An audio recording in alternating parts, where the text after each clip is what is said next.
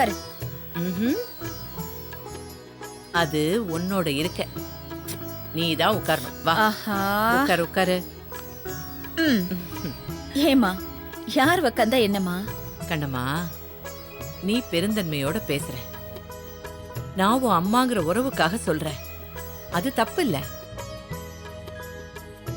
ஆனா அவங்க இடம்னு ஒண்ணு இருக்கும்ல, அதுக்குன்னு ஒரு தகுதி இருக்கு. அவங்க அந்த இடத்துல உட்கார்ந்தாதான் அந்த இடத்துக்கு மரியாதை. ம். எதையாவது சொல்லி அப்பாவும் நீயும் என்ன வாய மூட வச்சிருவீங்க. அப்படி இல்லடா, நிதர்சனங்கிறது அதுதான்.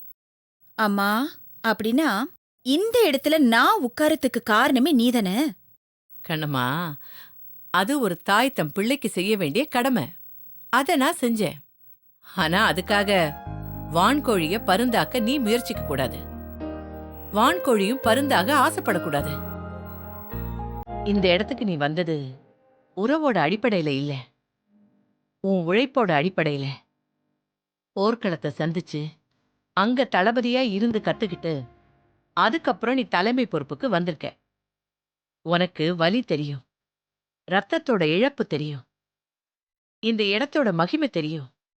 உழைப்பு இல்லாம இந்த வலி, இழப்பு, மகிமை இதெல்லாம் புரியாம இங்க நீ வரவே முடியாதுமா. ஒவ்வொரு மனிதனோட உழைப்பும் வாழ்க்கையும் தனி மனித வரலாறு. புரியுதா? புரியுதுமா. நான் கத்துக்க வேண்டியது இன்னும் நிறைய இருக்கு. ஆனா எனக்கு ஒரு வாய்ப்பு என்ன தெரியுமா? எனக்கு இந்த உலகத்துல கத்துக் கொடுக்க அப்பாவும் நீங்களும் இருக்கீங்க.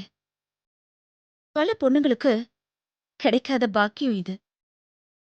இன்னும் சரியா சொல்லணும்னா,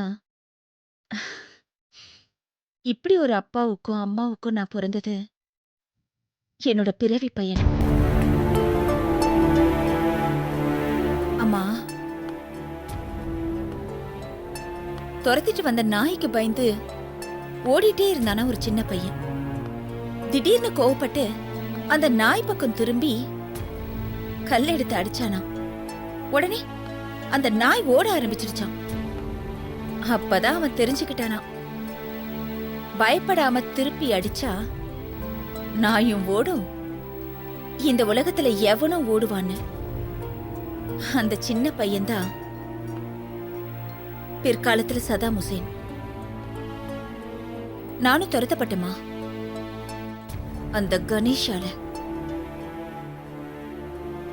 அப்பாவும் நீயும் கொடுத்த தைரியத்துல திரும்பின. இன்னைக்கு அவன் ஓடுறான். கல்லுக்கு உள்ள பயமும் மரியாதையும் சொல்லுக்கு இல்லாம போயிடுச்சுமா. வரும்மா, எல்லாத்துக்கும் வரும். எல்லாருக்கும் ஒரு மரியாதை வந்தே தீரும். சலனம் இல்லாம ஓடுனா அதுக்கு பேர் நதி. ஆனா அதே தண்ணீர் சத்தத்தோட ஓடுனா அதுக்கு பேரு வெள்ளம். ரெண்டுமே தண்ணி தானம்மா. நடந்துக்கிற முறையில நதியும் வெள்ளமும் வேறுபட்டுக்கிட்டே போகுது. அதே மாதிரிதாம்மா உன் பொண்ணும். ஒரு காலத்துல அமைதியா இருந்தா, இதே வாழ்க்கை நல்லா இருக்குன்னு நினைச்சிட்டு இருந்தா. திடீர்னு என்னையே அறியாம என்னை தூக்கி ஒரு இடத்துல போட்டுட்டாங்க. அதுக்காக நான் அப்படியே இருந்துட முடியுமாமா? நீந்தி வந்துதானமா ஆகணும். அந்த நீச்சலுக்கு நீதாமா துணை. நான் எங்க விழுந்தாலும் என்ன உன் படகுல ஏத்திக்கோமா. என்னடா கண்ணம்மா, வித்தியாசமா பேசுற. ஆனா நீ பேசுறத கேட்க எனக்கு ரொம்ப சந்தோஷமா இருக்கு. நதி, வெள்ளம், படகு இப்படியெல்லாம் பேச ஆரம்பிச்சிட்டியே. வாழ்க்கையில நிறைய கத்துக்கிட்டடா. இதுக்கப்புறம் கணேஷ் என்னமா கணேஷ், இனி யாரா இருந்தாலும் உன் முன்னாடி நின்னு ஜெயிக்கவே முடியாது. உன் அம்மா சொல்றேன். இது போதுமா? என் அம்மா வாயில இருந்து எத்தனையோ வார்த்தைகளை நான் கேட்டிருக்கேன். எவ்வளவோ நம்பிக்கையா நான் வாழ்ந்திருக்கேன். ஆனா இன்னைக்கு நான் இன்னும் அதிகமா ஜெயிச்சு வருவேங்கிற நம்பிக்கை எனக்கு வந்துருச்சுமா. இதுதாம்மா ஒரு பொண்ணுக்கு அம்மா செய்யறது. நான் என்ன சொன்னேன்? தனியா ஆபீஸ் போடுறதுக்கு பயம் நான் சொன்னேன். இல்லடா கண்ணம்மா, பயம்ங்கிறது உனக்கு இல்ல, அது எனக்கு தெரியும். உனக்கு இருக்கிறதெல்லாம் வெறும் தன்னம்பிக்கை மட்டும்தான். நீ அப்படித்தானடா வளர்ந்த, உன்னை அப்படித்தானே நாங்க வளர்த்தோம். அது எத்தனை வயசானாலும் மாறாது. அது ரத்தம், ரத்தத்தோட கலந்தது. அது உன் உடம்புல கடைசி வரைக்கும் இருக்கும், கண்டிப்பா இருக்கும். புரியுதுமா. அந்த நம்பிக்கையோட தான் நானும் இருக்கேன். நான் தோத்து போக மாட்டேமா, இது எனக்கு தெரியும். போயிடுவேனாமா? போக மாட்டடா. இப்படி ஒரு கேள்வியை இனிமே நீ அம்மா கிட்ட கேட்க கூடாது. கேட்க மாட்டேமா, கேட்கவே மாட்டேன். ஆனா உன்கிட்ட ஒரே ஒரு உதவி மட்டும் கேட்பேன். என்னம்மா? எப்பவும் நீ என்னோட நிழலா இந்த ஆபீஸ்க்கு எப்பவும் என் கூட வரணும். தொழில் ரீதியா நான் எடுக்கிற முடிவுகள் சரியா இருந்தா என்ன தூக்கி வச்சு கொண்டாடு. அதே தப்பா இருந்தா என் தலையிலேயே கொட்டி தவறுன்னு சொல்லு. சரிடா கண்ணம்மா. ம்? எனக்கு ஒரு ஆசைடா. என்னம்மா? ஆசைன்னு மட்டும் சொல்லிட முடியாது, கொஞ்சம் பேராசை. சரி சொல்லு, என்ன? நீ எல்லாத்துலயும் ஜெயிக்கணும். தனிப்பட்ட ஒரு ஆளை மனசுல நினைச்சுக்கிட்டு அவனை மட்டுமே போராடி ஜெயிக்கணும்னு நினைக்காத. தொழில ஜெயிக்கணும். உனக்கு எதிரா யார் யார் இருக்காங்களோ, உனக்கு போட்டியாளரா யார் யார் இருக்காங்களோ எல்லாரையும் வீழ்த்தணும். அது எவ்வளவு பெரிய பாரம்பரியமிக்க கம்பெனியா இருந்தாலும் பரவாயில்ல. ஸ்னேகா ஸ்னேகா கன்ஸ்ட்ரக்ஷன்ஸ் ஜெயிச்சு வரணும். நம்பர் 1 எதுன்னு கேட்டா அடுத்த 20 வருஷத்துக்கு ஸ்னேகா கன்ஸ்ட்ரக்ஷன்ஸ் அது மட்டும்தான் நிக்கணும். நான் சொன்ன மாதிரி இது பேராசைதான். இந்த பேராசையோட நாம போராடினா என் பொண்ணு விஸ்வரூப எடுத்து தானா ஜெயிச்சு நிப்பா. அத பார்த்துட்டு தாம்மா உன் அம்மா கண்ணை மூடுவா. மா, என்னம்மா இது? பெரிய பெரிய வார்த்தையெல்லாம் பேசிக்கிட்டு. எழுதி வச்சுக்கோமா. ஸ்னேகா கன்ஸ்ட்ரக்ஷன்ஸ் மிகப்பெரிய ஸ்தாபனமா நிக்கும். நிக்க வெப்ப. எனக்கு தனியால் போட்டி கிடையாதுமா. தனியால் மேல பொறாம கிடையாது. நானுங்கிற அகம்பாவும் எனக்கு எப்பவுமே உண்டுமா. கொஞ்சம் திமிரு, கொஞ்சம் ஆணவம். இன்னும் சொல்லணும்னா உங்களாலெல்லாம் கண்டுபிடிக்கவே முடியாத அளவுக்கு கொஞ்சம் கொழுப்பு எனக்கு இருக்கு. அதெல்லாம் இவ்வளவு நாளா நான் மறைச்சு வச்சிருந்தேன். அத இப்போ எங்க அம்மா சொல்லிட்டாங்க. இனிமே கொஞ்சம் கொஞ்சமா sorry sorry sorry sorry sorry கொஞ்சம் கொஞ்சமா இல்ல, மொத்தமா வரும். வெளியே தெரியும். அப்ப பாப்ப நீ ஆசைப்பட்ட விஸ்வரூபத்தை. போதுமா லட்சுமி? உங்க ஐயா கிட்டயும் இத மறைக்காம சொல்லி வை. ஓகேவா? சரிடா கண்ணம்மா.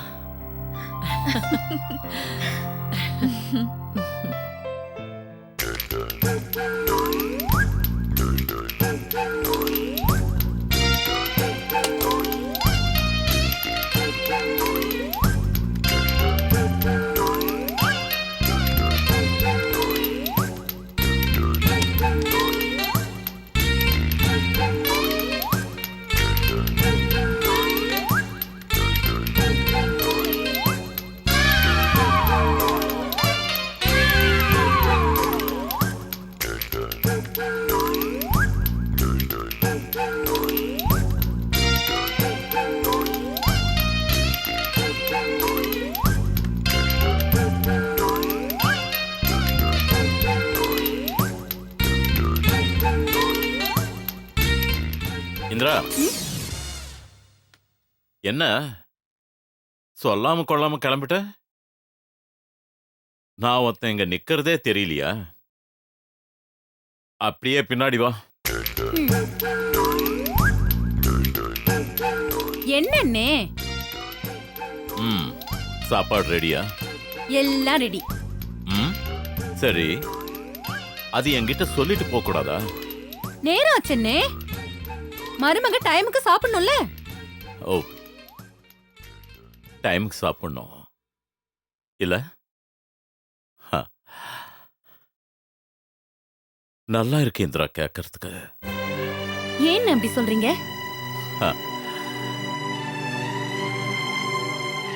நாம எல்லாம் என்னைக்காவது டைமுக்கு சாப்பிட்டு இருக்குமா இந்திரா?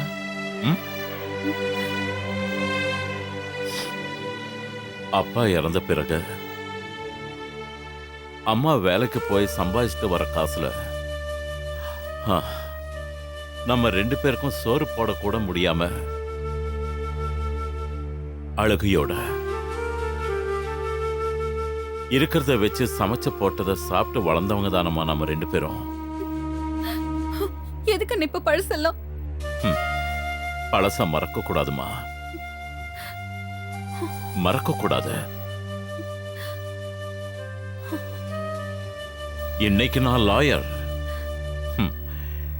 நீ இந்த லாயரோட தங்கச்சி. இவ்வளவு பெரிய வீடு, ஆடம்பர வாழ்க்கை. ஆனா அன்னைக்கு ஒட்டி கொடுத்தனும் கூரை வீடு.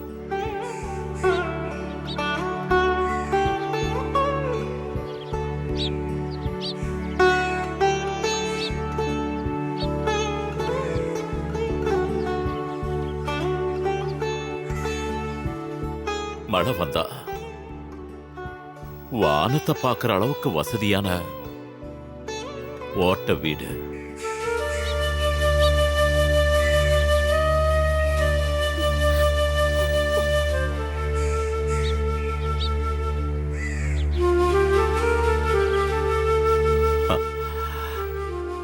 நம்ம 2 பேர் மேலேயும் படாம எந்த மழை துளியும் பூமியில இறங்கினதில்லை.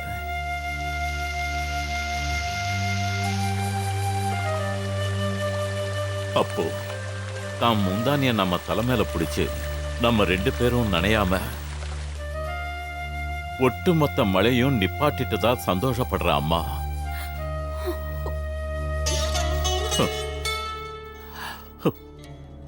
முள்ளு படாம ஈச்சம்பழத்தை பறிச்சு சாப்பிட்ட வாழ்க்கை. வேப்பம் மரத்துல ஏறி நின்னு நான் பறிச்சு போடுற வேப்பம்பழத்தை ஓடி பொறுக்கி நான் மரத்திலிருந்து இறங்குற வரைக்கும் காத்து நின்னு அந்த பழத்தை சாப்பிட்டவ நீ. பள்ளிக்கூடத்துக்கு நேரமாச்சுன்னு நான் ஓடிக்கிட்டே இருப்பேன். என் பின்னாலேயே ஓட ஓட விரட்டி வந்து எனக்கு சாப்பாட்டை ஒரு கையால ஊட்டி விட்டு மறு கையால எனக்கு தலைவாரி விட்டு அனுப்புன அம்மா.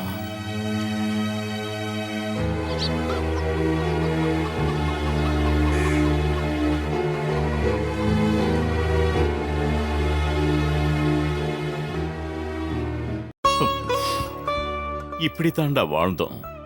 ஆ? அன்னைக்கு நமக்கு சாப்பாடெல்லாம் கேழ்வரகு கஞ்சியும் நெருப்புல சுட்ட கருவாடும் தாம்மா.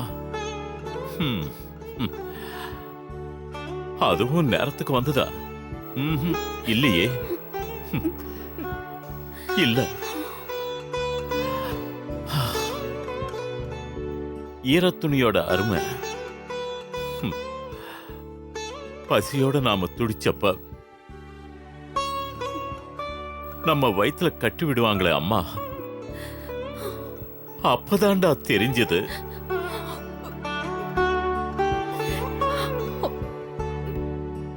இன்னைக்கு உங்க அண்ணன் அதே ஈரத்துணியால பல பேர் கழுத்தறுக்கிற அளவுக்கான அட்வொகேட். அன்னைக்கு அதே ஈரத்துணி, இன்னைக்கும் அதே ஈரத்துணி. ஆனா அன்னைக்கு அந்த ஈரத்துணி நம்ம 2 பேர் வயித்துல. அண்ணே வேண்டாம் அண்ணே, பழசெல்லாம் வேண்டாம் அண்ணே, நான் போறேன் அண்ணே. போயிட்டு வாமா. இந்திரா, இதுவரைக்கும் நான் பேசினதெல்லாம் ஒரு அண்ணன் தங்கச்சியோட பாசத்தின் வெளிப்பாடு. அது உனக்குள்ளேயே இருக்கட்டும். இங்க நடந்ததெல்லாம் மறந்துரு. என்ன அத்தையா போ, சரியா? நல்லா சாப்பிடவே, உன் மருமகளை பார்த்துக்க.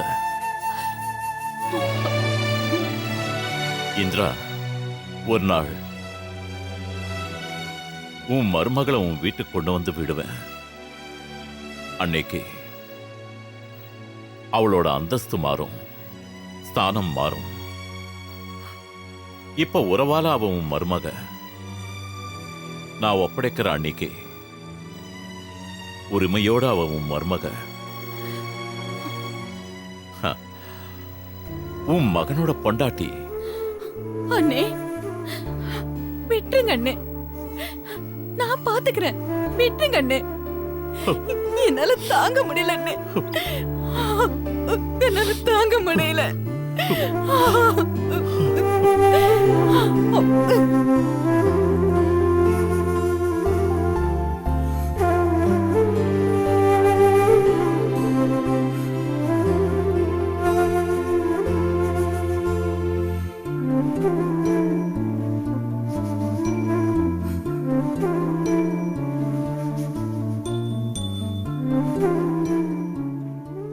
மழையும்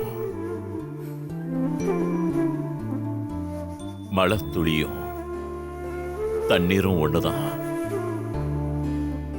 உலகத்துக்கு தெரியாது.